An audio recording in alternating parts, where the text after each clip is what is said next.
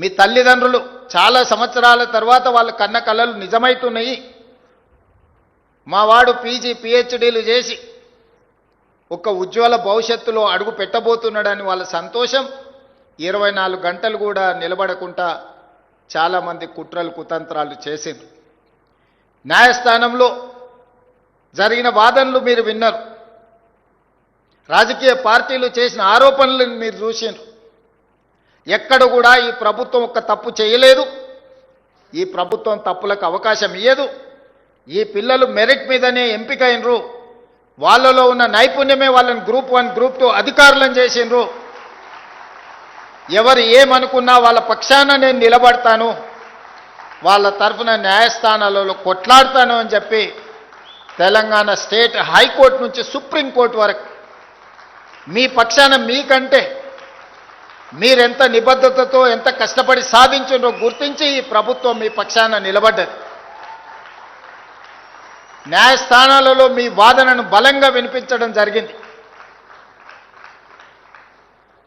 Single judge దగ్గర మీకు వ్యతిరేకమైన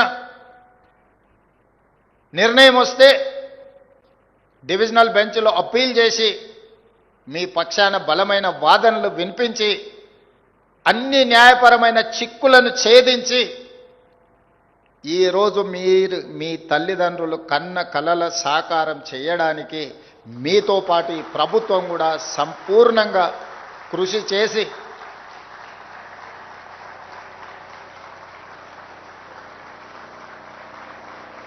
మీరు తెలివైన నైపుణ్యం కలిగిన క్రమశిక్షణ కలిగిన అధికారులు అవుతారనే సంపూర్ణమైన నమ్మకం విశ్వాసంతో ఈ ప్రభుత్వం మీ పక్షాన నిలబడ్డది. ఒక అధికారి కావడం అనేది ఒక జీవితకాల లక్ష్యం. ఒక అధికారిగా గుర్తింపు గౌరవం పొందాలి అనంటే మీరు 30-35 సంవత్సరాల మీ సర్వీస్ కాలంలో నిబద్ధతతో పనిచేయాల్సిన అవసరం ఉన్నది. అధికారులం అయిపోయినాం కదా, అవకాశం వచ్చింది కదా అని మన బాధ్యతను మర్చిపోతే మనుషులుగా మనం పతనమైనట్టే.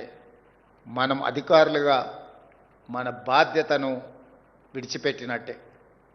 అందుకే యువమిత్రులారా, ఈ తెలంగాణ రాష్ట్ర ప్రభుత్వం మిమ్మల్ని కుటుంబ సభ్యులుగా భావిస్తుంది.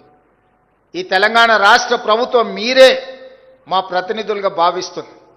ఈ ప్రభుత్వం ప్రవేశపెట్టే సంక్షేమమైన అభివృద్ధి కార్యక్రమాలైనా అత్యంత నిరుపేదలకు చేరాలి అని అంటే మీరు ప్రదర్శించే చొరవనే ఈరోజు ప్రభుత్వం యొక్క సంక్షేమ పథకాలను ప్రజలకు చేర్చగలుగుతాయి.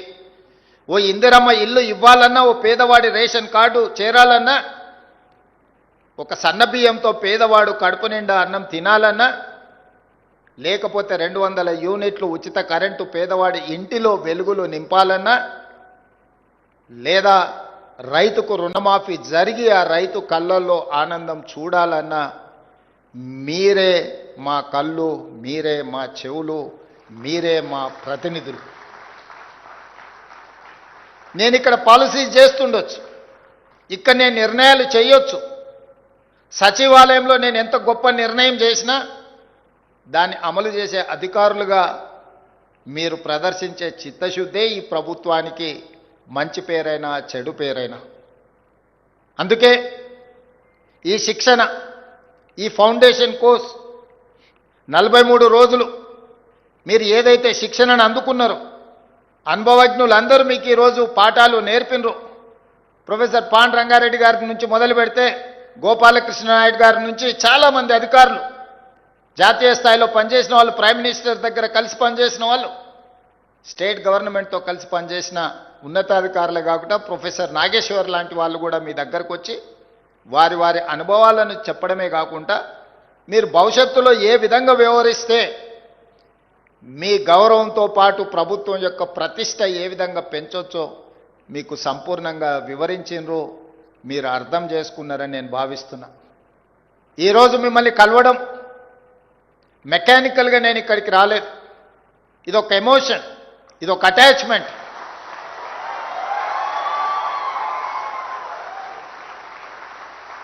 తెలంగాణ రాష్ట్ర ప్రభుత్వంలో మీరు చేరుతున్నది ఉద్యోగం కాదు, 4 కోట్ల తెలంగాణ ప్రజలతో కూడుకున్న భావోద్వేగం.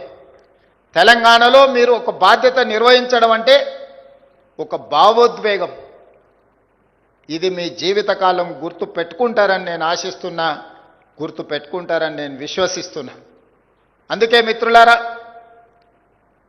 సరిగ్గా 8 సంవత్సరాలు 26 నుంచి 34 జనవరి ఫిబ్రవరి లోపల మీలో చాలామంది ఐఏఎస్లు అవ్వడానికి అవకాశం ఉంది. ఒక గ్రూప్ 1 అధికారి సర్వీస్లో చేరిన తర్వాత 8 సంవత్సరాలు పూర్తి చేసుకునే సమయానికి మీకు ఐఏఎస్లుగా అయ్యే అవకాశం వస్తుంది. మరి మీలో ఎంతమంది చిత్తశుద్ధితోని ప్రజా జీవితంలో ప్రజలకు సేవలు అందించే ఐఏఎస్లు అవుతారో తప్పకుండా నేను ఉంటాను, నేను చూస్తాను, మీకు ఐఏఎస్ పట్టాలు ఇస్తాను. గ్రూప్ 1 వచ్చింది కాబట్టి లక్ష్యం నెరవేరిందని అనుకోకండి. 3 లక్షలుగా పైగా నిరుద్యోగులతో పోటీ పడి 562 మందికి ఎంపికయ్యారు. ఇందులో వివిధ డిపార్ట్మెంట్స్ ఉన్నాయి. ఇందులో నుంచి ఐపీఎస్లు కావాల్సిన వాళ్ళు ఉన్నారు, ఐఏఎస్లు కావాల్సిన వాళ్ళు ఉన్నారు. మరి ఇందులో కొద్దిమందే అందులోకి వస్తారు. Maybe single digit, triple digit నుంచి మీరు సింగిల్ డిజిట్కి ఫిల్టర్ కాబోతున్నారు. లక్షలాది మంది నుంచి వందలాలకు వచ్చారు, వందలాల నుంచి ఒకరో ఇద్దరో లేకపోతే సింగిల్ డిజిట్గా 2008కి మీరు కావచ్చు. ఇంతకుముందే అధికారులతో మాట్లాడుతుంటే, sir really they are very lucky, ఈ టైంలో చాలా ఓపెనింగ్స్ ఐఏఎస్ ఐపీఎస్లో రాబోతున్నాయి, వీళ్ళు నిజంగా కష్టపడితే ఇందులో చాలామంది ఐఏఎస్లు అవ్వడానికి అవకాశం ఉంది అని చెప్పి నాకు అధికారులు చెప్పడం జరిగింది. అందుకే మీ బాధ్యతను బాధ్యతాయుతంగా నిర్వహించండి. ఆఫీస్కి వెళ్ళే ముందు ఎస్ఆర్ శంకరన్ని గుర్తుపెట్టుకోండి. ఆఫీస్లో మీ దగ్గరికి పేదవాళ్ళు వచ్చినప్పుడు వాళ్ళకు సహాయం అందించేటప్పుడు మీ తల్లిదండ్రులను గుర్తు చేసుకోండి. మన ఎవరి నేపథ్యమో ఆగర్భ శ్రీమంతుల నేపథ్యం కాదు. మన ఎవరి నేపథ్యమో అభివృద్ధి చెందిన దేశాల నుంచి ఇక్కడికి వలస వచ్చిన వాళ్ళం కాదు. మన నేపథ్యము వ్యవసాయము, మన నేపథ్యము గ్రామీణ ప్రాంతము. ఆ నేపథ్యం నుంచి వచ్చిన వాళ్ళు అది గుర్తు చేసుకుంటే చాలు. తప్పు చెయ్యాలనుకున్న తప్పు చెయ్యకుండా 10 మందికి సహాయం అందిస్తాం. చట్టం అనేది nothing but common sense. If you have abundant common sense, you can take, you can deliver. మీరు మంచి నిర్ణయాలు తీసుకోవడానికి, మంచి పనులు చేయడానికి మనకు విచక్షణ అధికారం ఉంటే సరిపోతుంది. దాన్ని ఎట్లా ఉపయోగించాలనేది మన మీదనే ఆధారపడి ఉంటుంది. ప్రొసీజర్స్ ఉంటాయి, ప్రాక్టీసెస్ ఉంటాయి. ప్రొసీజర్స్ ప్రాక్టీసెస్ మనకి అర్థం కానప్పుడు కామన్ సెన్స్ అనేది బిగ్గెస్ట్ అసెట్, అది వాడాలి. ఈ చట్టాలు, ఈ నియమాలు, ఈ ఆదేశాలు పని చేయకుండా ఆపడానికి కాదు, 10 మందికి సహాయపడే పని చేయడానికే ఈ చట్టాలు ఇవన్నీ. అందుకే 10 మందికి ఏ విధంగా మనం సహాయం అందించగలమో ఆ రకంగా మనము ముందుకు వెళ్ళాలి. చివరగా ఒక్క మాట చెప్పి, మీ అపాయింట్మెంట్ లెటర్ ఇచ్చిన రోజు ఆ మాటనే చెప్పినాను, ఈరోజు మళ్ళీ గుర్తు చేయాలనుకున్నాను. రాజకీయాలలో, ప్రభుత్వ ఉద్యోగంలో 3 రకాల పరిస్థితులు ఎదురవుతాయి. చేరినప్పుడు చాలా గరంగా ఉంటాం, ఉడుకు రక్తం. కొంచెం దూరం పోయిన తర్వాత నరం, కొంచెం మెత్తబడతాం. ఇంకా కొంచెం దూరం పోతే బేషరం. గరం, నరం, బేషరం. చివరికి లైఫ్లో సెటిల్ కావాలన్నా లేకపోతే రకరకాల ఆలోచనలతోని మనం కొన్ని తప్పిదాలు చేస్తూ ఉంటాం. ఎవరు ఏమనుకుంటే మాకేముందిలే, మాకు కావాల్సింది మేము తీసుకుంటున్నామని 3 రకాల పరిణామ క్రమాలు ఉంటాయి. అవి చర్చించుకుంటారు. ఇందులో ఎవ్వరు కూడా మొదటి దగ్గరనే ఆగిపోవాలనేది నా ఉద్దేశం. ఈరోజు ఏ ఆలోచనతోని, ఏ రకమైన అప్రోచ్తోని ఈరోజు మీరు సర్వీస్లో జాయిన్ అవుతున్నారో మీ రిటైర్మెంట్ రోజు కూడా ఇదే విధంగా మీరు ఆ కమిట్మెంట్తో పనిచేస్తారని నేను భావిస్తున్నా. ఎవరైతే నానుడి ఉందో గరం నరం బేషరం అనేది ఈ నానుడిని తప్పని ప్రూవ్ చేస్తారని నేను అనుకుంటున్నా. మీరు తప్పకుండా చెయ్యాలి. చేస్తా అనుకున్న వాళ్ళందరూ కూడా గట్టిగా చప్పట్లు కొట్టాల్సిందిగా నేను కోరుతున్నా.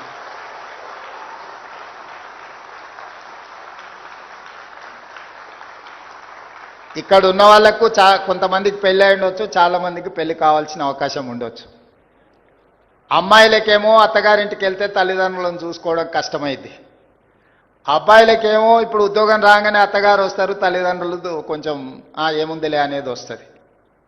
అమ్మాయిలకైనా అబ్బాయిలకైనా నా సూచన ఒక్కటే, ఇవాళ రేపు ఇంతకుముందులాగా ఫ్యామిలీలో 4-5 కిడ్స్ ఉండే కాలం కాదు, 1 or 2.